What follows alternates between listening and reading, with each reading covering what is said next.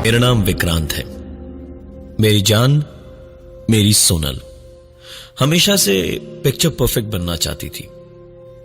बेहद खूबसूरत थी वो। एक बार में उसे देखकर दिल नहीं भरता था। पलटकर दोबारा देखना जरूरी था सोनल को, वरना लगता था जैसे कोई तमन्ना अधूरी सी रह गई हो। जब हंसती थी तो लगता था जाने कौन सी कयामत टूट पड़ी हो। मेरी सबसे अच्छी दोस्त थी वो। लेकिन फिर मुझे उससे जाने का प्यार होने लगा। कसम से कह रहा हूं, मैंने कभी उसे बुरी नजर से नहीं देखा। हमेशा खुश देखना चाहा, हमेशा उसे हंसते खेलते देखना चाहा। लेकिन मानी नहीं वो। मैंने कितने फोन किए, कितने मैसेज किए, कितनी चिट्ठियां लिखी उसे अपने हाथों से, पर उसे कोई फर्क नहीं पड़ा। लिखते वक्त कलम पकड़ी मेरी उंगलियों में तन से चोट लगती थी, लेकिन उससे इतना प्यार था कि हर दर्द झेलने को तैयार था मैं, और झेला भी। एक लड़का था बेवकूफ सा, उसके पीछे पड़ा रहता था। प्यार करती थी वो पागल उस लड़के से। मैंने उसको बताया कि उसके पीछे जिंदगी बर्बाद कर रही हो तो मुझ पर ही बरस पड़ी। मैंने समझाया उसे कि पागलपन कर रही है वो। मैं उसे उस लड़के से कहीं ज्यादा प्यार करता था यार। इतने सालों से उसका दोस्त था तो कम से कम थोड़ा तो सोचती मेरे बारे में। लेकिन नहीं, रात बेरात कभी भी अब रोने लगती है। वैसे तो पहले सिर्फ फोन पे ही परेशान करती थी, लेकिन अब तो हद ही खत्म कर दिया लड़की ने। अरे भाई, मैं सो रहा हूं लेकिन नहीं, ऐसे ही आ जाएगी कमरे में और आकर पहले चीखेगी, चिल्लाएगी, फिर गुस्सा दिखाएगी। और जब मैं कुछ नहीं करूंगा, हिलूंगा तक नहीं, तो मुझे थप्पड़ घूंसे मारेगी अपने हाथों से। और फिर थक हार के यही मेरे पास, मेरे पलंग के पास जमीन पर सो जाएगी। कितनी बार कहा था मैंने कि वो लड़का सिर्फ उसकी खूबसूरती से प्यार करता था। उसे सोनल के दिल से थोड़ी मतलब था। लेकिन सोनल माने तो ना, बताना पड़ा मुझे उसको कि यही प्रॉब्लम थी उसको, कि उसको जब तक सच्चाई दिखा ना दो तब तक पगली मानती नहीं थी। क्या करता मैं? हा? आप बताओ क्या करता? मुझे अपने प्यार को पाना था, उस घटिया लड़के से बचाना था मुझे। तो एक ही रास्ता दिखाई दिया। मैंने सोनल पर एसिड डाल दिया। तेजाब, पूरी खूबसूरती पिघल गई, जल गई धू धू करके मोम की तरह। लेकिन मैंने तो सोचा ही नहीं था कि इतना दर्द भी होगा उसे। वो चीख रही थी, चिल्ला रही थी, तो क्यों मुझे अपने विक्रांत को गालियां दे रही थी। उसका दर्द मुझसे देखा नहीं गया। अरे, प्यार करता था उससे, और आज भी करता हूं। जब मैंने उसे दर्द में देखा तो अपने हाथों से गला घोटकर शांत कर दिया मैंने। लेकिन सभी ने कहा कि वो मर गई। अरे, कैसे मर गई? हाँ? मैंने जगाने की कितनी कोशिश की, लेकिन वो जागी नहीं। सचमुच मर गई थी वो। पर मैंने तो टीवी पर एक फिल्म में देखा था कि 30 सेकंड तक किसी का गला घोटो तो उसकी धड़कन धीमी हो जाती है और उसे दर्द का एहसास नहीं होता है। मारना नहीं चाहता था अपनी सोनल को। ये सब उसी लड़के की वजह से हुआ था। उसे सबक सिखाना जरूरी था।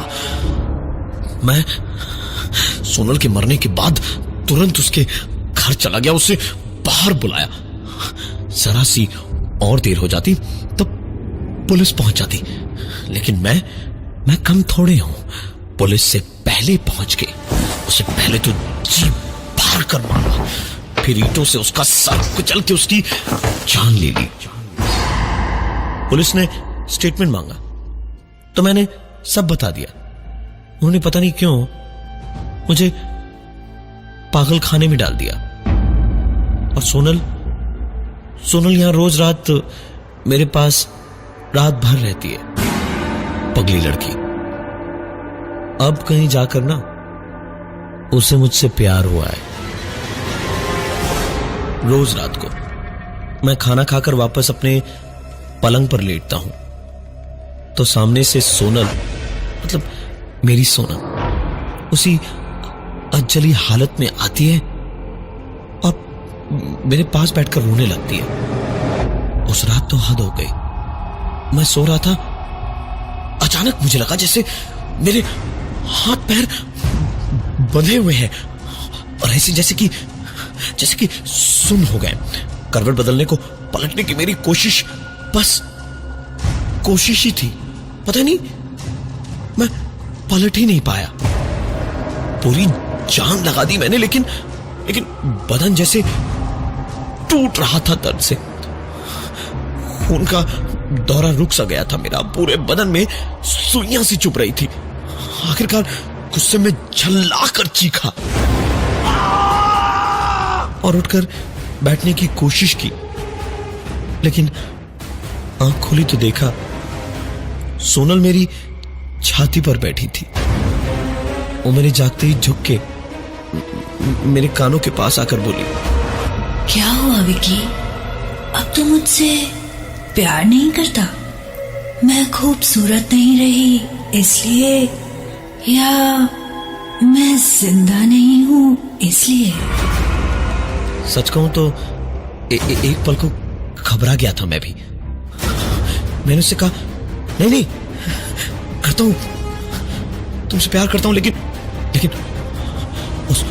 उस पागल को खुश कर पाना बहुत मुश्किल था। चिढ़ गए और रोती हुई कोने में बैठ गई। मैंने बहुत प्यार से बार बार उसे समझाने की कोशिश की, लेकिन खमक मानी नहीं, चली गई और बहुत दिनों तक नहीं आई। लेकिन फिर एक रात मैं खाना खाकर लेटा ही था।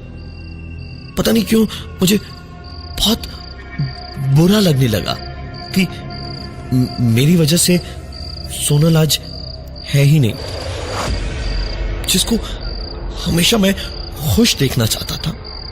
वो आज थी नहीं। ऊपर से मरने के बाद भी मैंने उसे इतना दुख दिया कि वो इतने दिनों से मेरे पास आई ही नहीं। मुझे उसके साथ बिताया एक पल याद आने लगा तो मुझसे रहा नहीं गया। पहले तो मैं रोता ही रहा काफी देर तक, और उसके बाद न तो मैं खुद को रोक पाया और ना ही रोकना चाहता था। मैंने एक नुकीला पत्थर उठाया और उसे अपनी गर्दन तक लाया, और जैसे ही पत्थर को गर्दन में गाड़ के मैं बस अपनी गर्दन को हमेशा के लिए काटने वाला था, तभी मेरा हाथ रुक गया।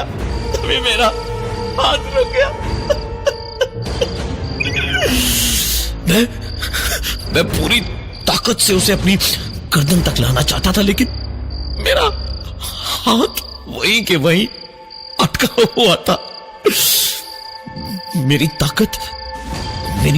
पूरी ताकत कुछ ही पलों में जवाब दे गई और वो पत्थर मेरे हाथ से छूटकर गिर गया और मेरे कानों पे ठंडी सांसों के जैसी हवा के साथ सोनल की एक आवाज गूंजी, इतनी आसानी से मैं तुझे मरने कैसे दूं विकी?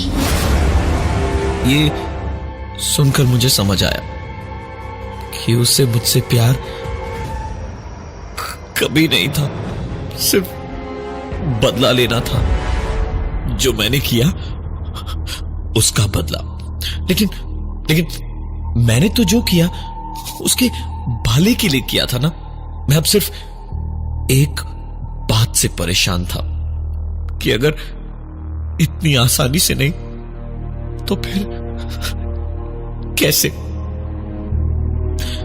ये सब कुछ सोच रहा था मैं जब सवेरे हम सबको प्लेग्राउंड में ले जाया गया। सारे लोग इधर उधर खेल कूदने लग गए। कोई चिड़ियों से बातें करने लगा, कोई पेड़ बनकर एक कोने में खड़ा रहा, तो कोई बॉल हाथ में लिए एक टक बॉल को घूरता जा रहा था। और मैं एक कोने में बस बैठा हुआ था।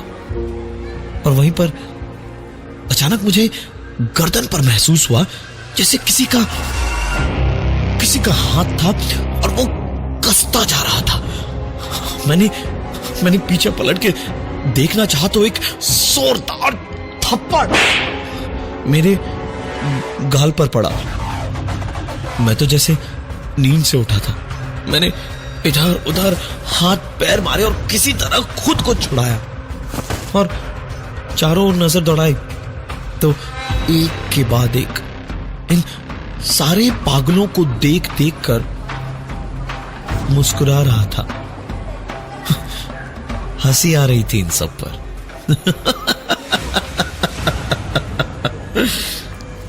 कोई दिवालिया हो गया तो पागल हो गया, कोई प्यार के धोखे से पागल हो गया, कोई किसी वजह से तो कोई किसी वजह से।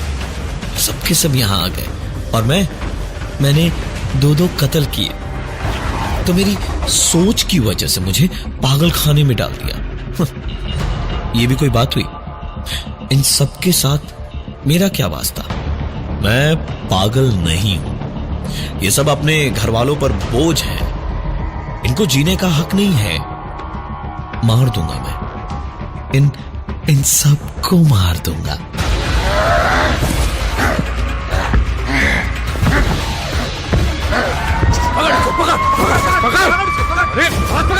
मुझे गार्ड्स ने पकड़ लिया और फिर वही हुआ जो पागल खाने में हर पागल के साथ होता है। मैं चिल्लाता रहा, चीखता रहा और मेरे सामने बैठी सोनल मुस्कुराती रही। उसे देखते देखते आंसू छलकते रहे मेरे। जैसे जैसे मेरे आंसू और दर्द बढ़ते गए उसकी मुस्कुराहट भी उतनी ही बढ़ती गई। लेकिन कुछ देर के बाद जब मेरी हिम्मत जवाब देने लगी, ज़बान अंदर हलक में सरकने लगी और मौत कुछ ही देर में पक्की लगने लगी, तो धीमे धीमे पथराई आंखों के सामने सोनल का हाथ हवा में उठा और इलेक्ट्रिक शॉक मशीन में शॉर्ट सर्किट हो गया। सारे वार्ड बॉयज इधर उधर भागने लगी कि कहीं आग वाग न लग जाए। और इसी अफरा तफरी में सोनल मेरे पास आई, झुकी और मेरे कान में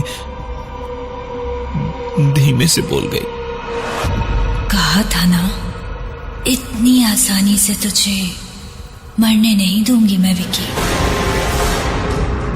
अब मुझे थोड़ा थोड़ा डर लगने लगा था कि आसानी से नहीं का तो एक ही मतलब है कि वो मुझे तड़पा के मारेगी।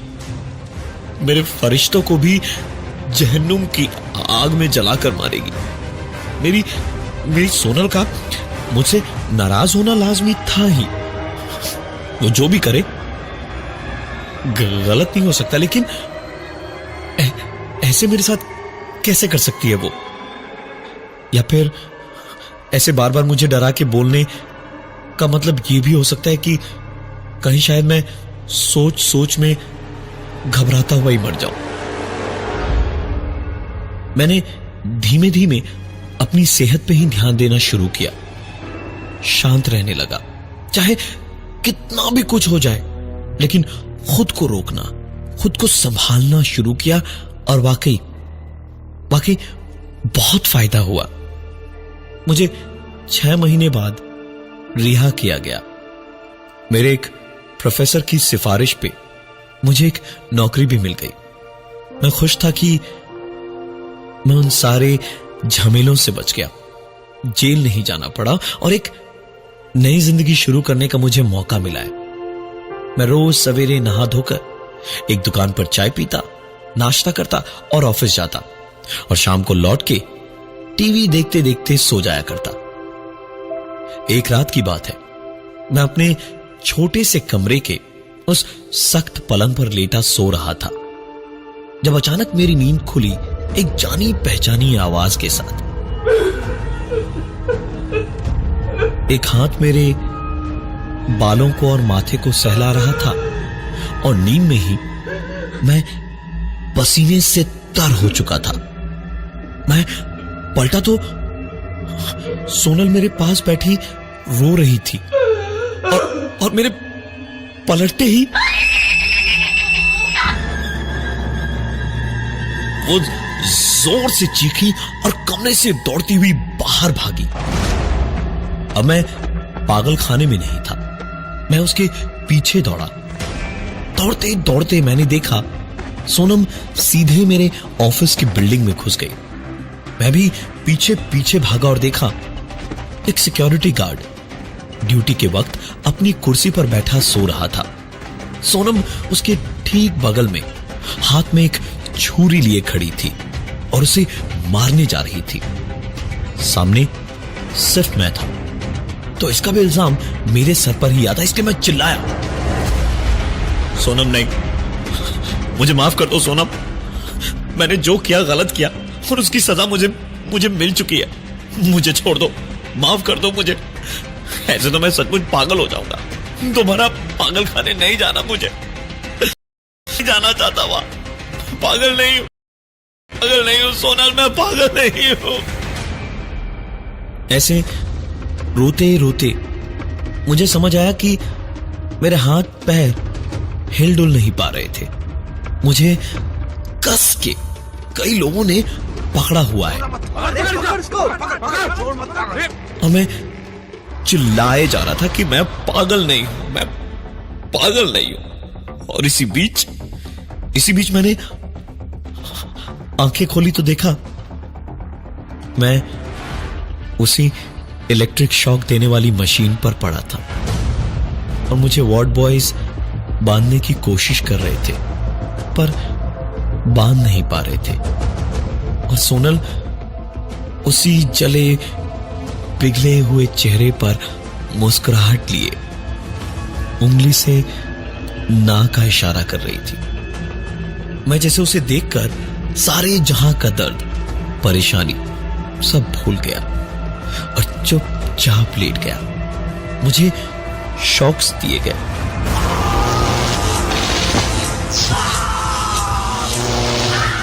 और फिर बेहोशी की हालत में मेरे सेल में छोड़ दिया गया। आज 2 साल हो गए, मैं यही हूं, मैं यहां से जाना नहीं चाहता। सोनल रोज मेरे पास आती है, बुरे से बुरे हाल में भी मुझे मरने नहीं देती है, दर्द देती है। पर आप ही बताइए, वो प्यार ही क्या जिसमें दर्द ना हो। मुझे अच्छा लगता है जीते जीना सही, बदला लेने के बहाने ही सही, पर कम से कम मेरी सोनल मेरी सोनल मेरे पास तो है ना।